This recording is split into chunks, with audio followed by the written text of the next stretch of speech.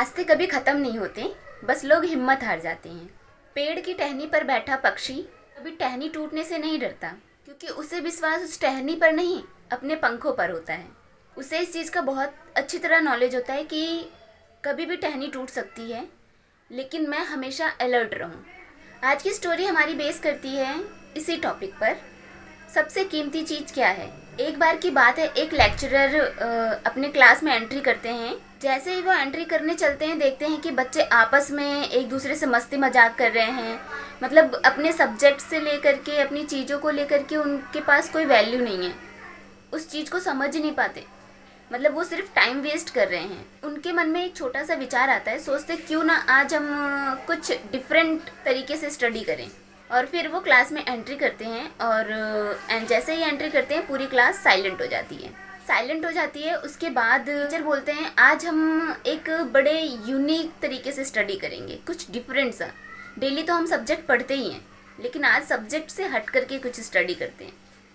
सारे बच्चे एक्साइटेड हो गए और फिर स्टार्ट होता है उनका डिफरेंट तरीका।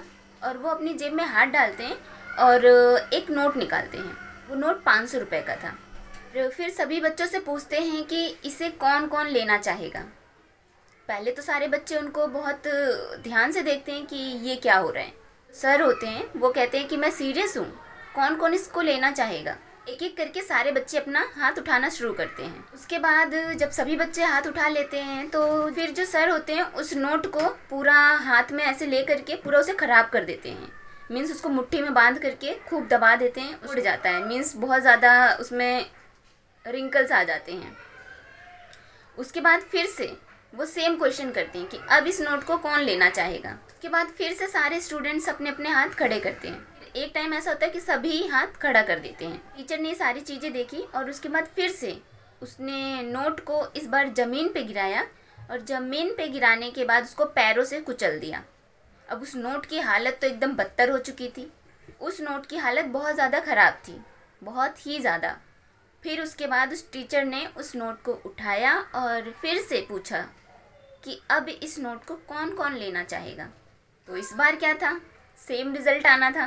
इस बार भी सभी लोगों ने हाथ उठाया और टीचर ने पूछा क्या अभी भी इस नोट को कोई लेना चाहेगा। और फिर क्या था, फिर एक एक करके सारे बच्चों ने हाथ अपने खड़े करे।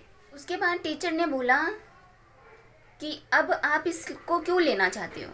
अभी उन स्टूडेंट में से एक स्टूडेंट खड़ा होता है और बोलता है कि सर ये 500 का नोट है, तो क्यों कोई नहीं लेना चाहेगा। तो टीचर ने उसको बीच में ही रोकते हुए बोला कि एग्जैक्टली यही इम्पोर्टेंट चीज़ आप लोगों को बताना चाहता हूँ। मैंने इस नोट को इतना सब कुछ किया, उसके बावजूद भी इसकी वैल्यू कम नहीं हुई। ये 500 का नोट है और ये 500 का ही रहा। कहने का मतलब ये है कि इसकी वैल्यू 100 रुपये नहीं हो गई, 50 रुपये नहीं हो गई, 400 रुपये नहीं हुई, 450 रुपये भी नहीं हुई। ये 500 का नोट था और ये 500 का ही है अभी भी। इसकी वैल्यू अभी भी 500 ही है। सेम हमारी लाइफ में भी इसी तरह की प्रॉब्लम्स आती हैं। हम अपनी प्रॉब्लम्स को इतना फेस करने लग जाते हैं कि हम हार मान जाते हैं। कभी कभी ऐसी कंडीशन आ जाती है कि हमें उस चीज़ को लगता है कि छोड़ ही देना चाहिए, और ऐसा हम फील करने लग जाते हैं कि हमारी कभी कोई कीमत थी ही नहीं, या हमारी कोई कीमत अब रही ही नहीं है। तो दोस्तों, मैं आप लोगों को इस कहानी से बस यही कहना चाहूँगी कि आपकी जो वैल्यू है वो वैल्यू कभी भी कम नहीं होगी। आपको अपने काम को लेकर के हमेशा तत्पर रहना चाहिए। अपने टाइम को कभी वेस्ट मत करो, मीन्स बर्बाद मत करो अपने समय को। ये समय बहुत मूल्यवान है, बहुत कीमती है।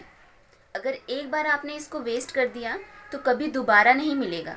इसमें कुछ न कुछ यूज़फुल चीज़ें करते रहिए। और वैसे भी जब तक हम गिरेंगे नहीं तब तक उठेंगे नहीं, क्योंकि गिरने के बाद ही हमें समझ में आता है कि संभलना कैसे है।